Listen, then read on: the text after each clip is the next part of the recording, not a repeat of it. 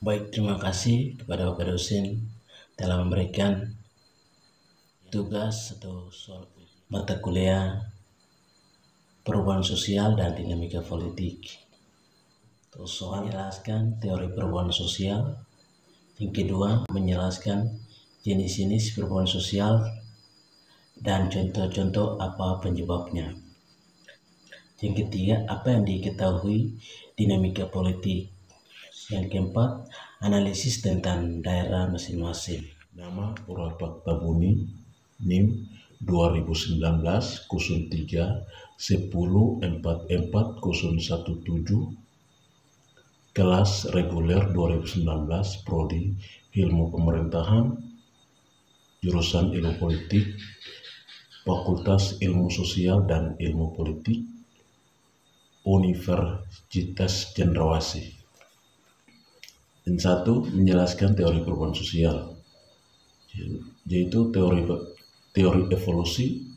Teori evolusi menjelaskan bahwa perubahan sosial memiliki arah tetap dan dialami setiap masyarakat. Arah tetap yang dimaksud adalah perubahan sosial dan terjadi bertahap, mulai dari awal sampai perubahan terakhir. Saat telah tercapai perubahan terakhir, maka tidak akan terjadi perubahan lain. Kedua, teori konflik. Teori ini menjelaskan bahwa perubahan sosial dapat terbentuk dari konflik. Konflik ini berasal dari pertentangan kelas antara kelompok pengusaha dan kelompok masyarakat yang tertindas sehingga melahirkan sebuah perubahan sosial. Perubahan sosial yang dapat mengubah sistem sosial tersebut. Yang ketiga, teori fungsionalis.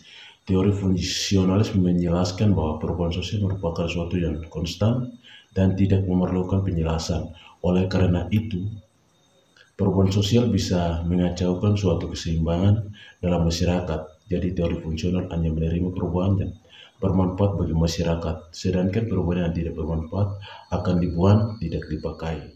Yang keempat, itu teori siklis.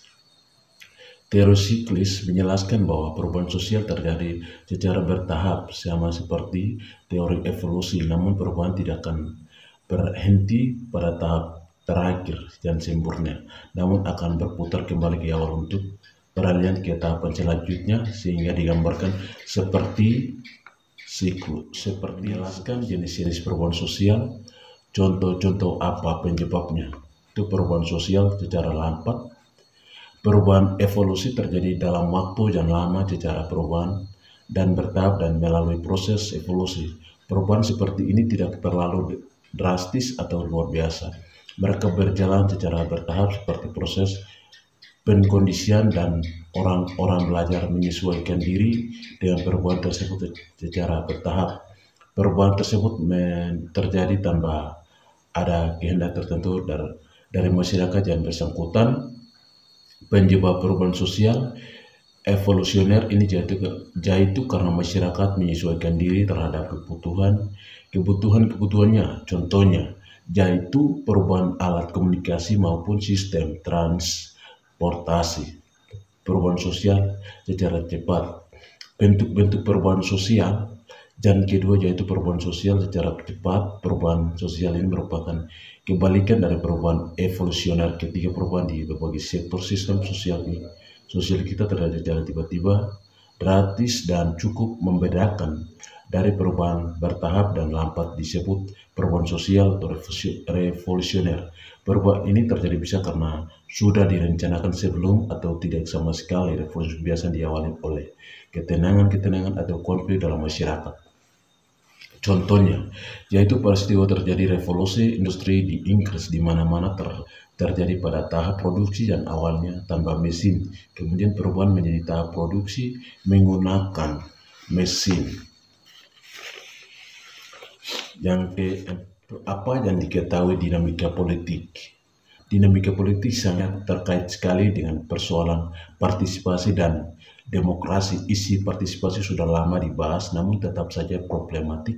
Salah satu sebabnya karena pemaknaan dan bias. Ketika partisipasi dimaknai sebagai keikutsertaan dalam menuaikan agenda pemerintah, maka medium yang disediakan hanyalah medium birokrasi dan mekanisme perencanaan, penjaringan, aspirasi dan sejenisnya. Menurut Slamet atau Santosa 2004 mengemukakan bahwa dinamika adalah tingkah laku yang secara langsung mempengaruhi warga lain. Secara timbal balik, dinamika berarti adanya interaksi dan interdependensi antara anggota kelompok yang satu dengan anggota kelompok yang lain secara timbal balik dan antara anggota dengan kelompok secara keseluruhan. Secara keseluruhan, menurut Leo Agustoni 2009 mengungkapkan bahwa dinamika politik terkait sekali dengan persoalan partisipasi dan demokrasi. Isu partisipasi sudah lama dibahas, namun tetap saja problematika salah satu sebabnya karena pemaknaan bias pengusaha ketika partisipasi demokrasi sebagai keikutsertaan dalam menuaikan agenda-agenda pemerintah, maka medium yang disediakan hanyalah birokrasi teknokratis, mekanisme perencanaan dari bawah, pengarah aspirasi dan sejenisnya. Nomor 4, itu analisis tentang daerah masing-masing. Itu pemerintah kabupaten, saya di sini akan menjelaskan tentang daerah saja, yaitu pemerintah Kabupaten Lanijaya. Itu Kabupaten Lanijaya adalah sebuah kabupaten di Provinsi Papua, Indonesia. Kabupaten dibentuk pada tanggal 4 Januari 2008 berdasarkan Undang-Undang Nomor 5 Tahun 2008 bersama-sama dengan pembentukan 5 kabupaten lainnya di Papua. Peresmiannya dilakukan oleh Mendagri Mardijanto pada tanggal 21 Juni 2008. Kabupaten Lanijaya memiliki keseluruhan 2,248 km dengan jumlah luas wilayah, SDM sumber daya manusia, yaitu sangat banyak kelebihan dan kekurangan yang dihadapi oleh Kabupaten Lanijaya. Yaitu satu kelebihan di Kabupaten Lanijaya, pemerintah Kabupaten Lanijaya merancang program unggulan yang bernama MSC, Lanijaya Mandiri, Lanijaya Sehat, dan Lanijaya Cerdas.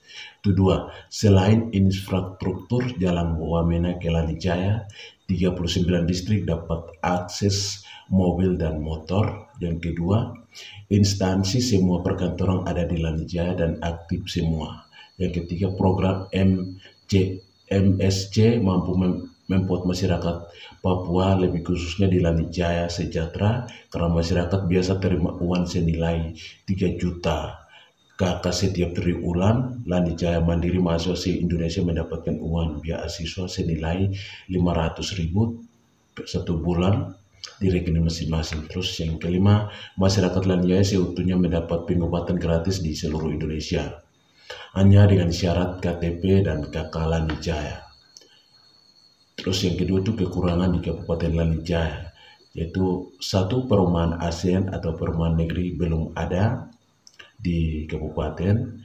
Yang kedua, penerangan PLN atau listrik belum ada, masih 30%. Terus yang ketiga, kurang air bersih. Yang keempat, jaringan internet kurang bagus. Terima kasih. Ini dari saya, cukup.